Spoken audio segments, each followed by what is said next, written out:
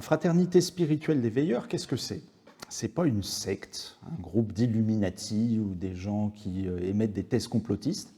C'est juste des chrétiens, pour la majorité d'entre eux d'origine protestante, même si ce mouvement est œcuménique, des chrétiens qui, un peu partout en France et hors de France, ont décidé de consacrer 3 temps de leur journée à la prière. Le matin, le midi, le soir, ils s'unissent spirituellement, parce qu'ils ne peuvent pas forcément le faire physiquement dans des lieux particuliers, et à travers ces 3 moments qu'ils consacrent à la prière, ils composent une sorte de monastère invisible, croyant que la vie de prière est un élément essentiel de la vie spirituelle du chrétien, et que cette communion qui se tisse à travers la prière devient aussi forte que celle d'une vie communautaire qu'on pourrait vivre localement dans une église locale. Alors, ce qui m'a amené vers les veilleurs, c'est la recherche de moments de prière et surtout de prier ensemble en fraternité. Une approche de la spiritualité qui s'ancre dans le quotidien, autour de la simplicité. Ce que je recherche particulièrement, c'est la prière. Dans nos paroisses, j'ai de la peine à trouver exactement ce que je souhaite, donc là c'est un complément intéressant pour moi qui me permet de satisfaire à ma curiosité spirituelle. Avant que je rentre chez les veilleurs, je crois que la vie spirituelle était vraiment centrée malheureusement que sur le dimanche, principalement, ou sur quelques activités en église locale. Mais là, ça m'a appris à vivre cette dimension spirituelle, cette dimension de la prière, la lecture des Écritures dans le quotidien, dans la vie de tous les jours en fait. J'étais attiré par la vie monastique en fait. Mais ce qui me gênait dans la vie monastique, c'est qu'on se coupait du monde extérieur, quelque part. Et dans les veilleurs, ce qui m'a séduit, c'est une vie de prière comme les moines, mais en ayant une activité dans le monde, un métier, une famille. Voilà. En 1923, le pasteur Wilfred Monod et son fils Théodore, le célèbre naturaliste, ont décidé de fonder une fraternité de prière, proposant à diverses personnes, et notamment à des pasteurs, d'ancrer leur vie spirituelle, leur vie de chrétien, dans une prière régulière. Parce que Wilfred Monod avait constaté que beaucoup de pasteurs protestants n'avaient pas de vie de prière régulière. À partir de là, la fraternité s'est ouverte à des personnes qui n'étaient pas pasteurs. Elle s'est ouverte également à des personnes qui ne sont pas protestantes. Nous avons aujourd'hui des membres de la fraternité qui sont catholiques, quelques orthodoxes. On a même une personne juive, membre de la fraternité, en communion avec nous, autour de la récitation des béatitudes en particulier. Alors la règle en elle-même, c'est 3 temps principaux dans la journée, le matin, le midi, le soir. Particulièrement le midi, la récitation des béatitudes. Le soir, peut-être un moment de relecture de la journée, un temps de lecture biblique aussi, personnel, et puis un temps de prière. Et le matin, c'est l'ouverture à l'action du Seigneur, l'offrande de la journée à son action, pour que le chrétien puisse cheminer tout au long du jour sous le regard bienveillant du Seigneur. Je pratique la règle d'une manière un peu particulière parce qu'en fait, en étant aux Abbayères, qui est un lieu où il y a 3 offices par jour de fête, où c'est une vie de type monastique, c'est vrai que de toute façon, le lieu où je vis et pour lequel je suis responsable m'incite vraiment à mettre de toute façon en application cette règle. Donc quelque part, c'est peut-être plus facile. Mais avant d'être aux Abbayères, j'étais dans une vie plus classique, on va dire. Et c'est vraiment les 3 temps de prière qui était vraiment une balise pour moi sur le rythme en fait des journées. C'est vraiment une question de rythme en fait, je crois, cette règle. Et c'est pas, elle n'est pas écrasante, elle n'est pas imposante parce que chacun vit ces 3 moments quand il le souhaite, en fait, quand il le peut, quand il le veut. Et donc c'est une règle et en même temps une règle dans une grande liberté. Je pratique la règle de la manière la plus assidue possible, donc j'ai la possibilité actuellement d'avoir du temps. Donc je pratique le matin à 7h, à midi, puis à 18h30, sauf le lundi, où j'ai moins de possibilités, et puis le mercredi matin aussi, j'ai moins de possibilités.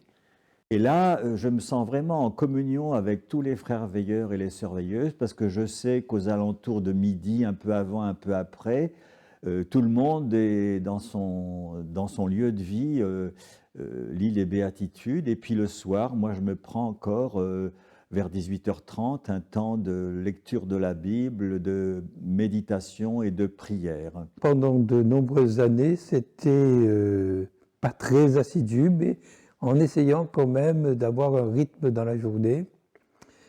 Et en fait, bon, petit à petit, compte tenu des circonstances de la vie, j'ai pris cette habitude de ces 3 temps de prière dans la journée.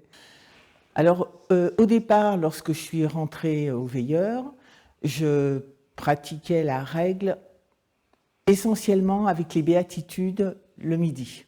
Je continuais ma prière le matin, le soir. Je ne pratique pas les 3 prières quotidiennement.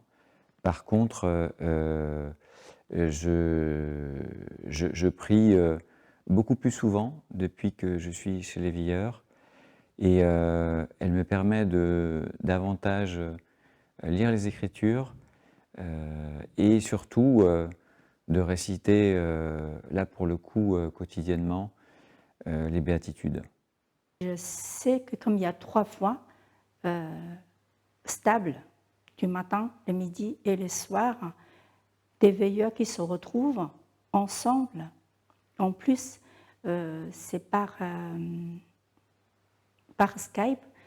Ça veut dire qu'au lieu de prier tout seul à la maison, et je sais qu'il y a un groupe de personnes qui se prient ensemble, on se voit. Même si on ne peut pas toucher, mais on se voit. Le vendredi, on est invité à cet hommage du vendredi à 15h en mémoire de la crucifixion et de la mort de Jésus. Puis aussi, ce qui est fortement conseillé, c'est de participer à la vie de la communauté, au culte du dimanche. Donc ça, par contre, j'essaye d'être très fidèle à ce rassemblement. Pour moi, c'est important de se retrouver en communauté. Et puis en plus, dans notre règle, on a aussi la participation aux retraites, aux rencontres. Une retraite, c'est un temps à part que l'on prend, loin de son quotidien, en général dans une abbaye, pour retrouver ici des frères et sœurs de la Fraternité des Veilleurs. On va partager ensemble l'écoute d'enseignements qui vont nous être donnés pour nourrir notre vie spirituelle. Et dans le silence, on va s'efforcer d'écouter ce que Dieu a à nous dire à travers ces enseignements, à travers les offices que les moines peuvent proposer aussi, à travers les offices que nous partageons ensemble, et à travers la méditation du texte biblique.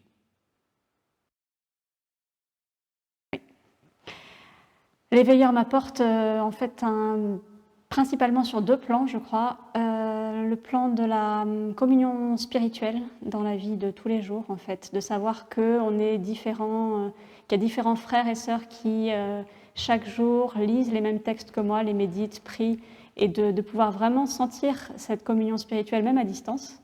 Et puis, l'autre aspect, c'est la communion fraternelle incarnée, j'ai envie de dire, qui peut se vivre dans ces moments-là, dans les moments de rencontre, de retraite, où justement c'est très fort de se retrouver, alors qu'on sait que tout au long de l'année on est en communion spirituelle. C'est aussi très important de vivre cette communion fraternelle réelle et de manière incarnée dans ces moments de rencontre.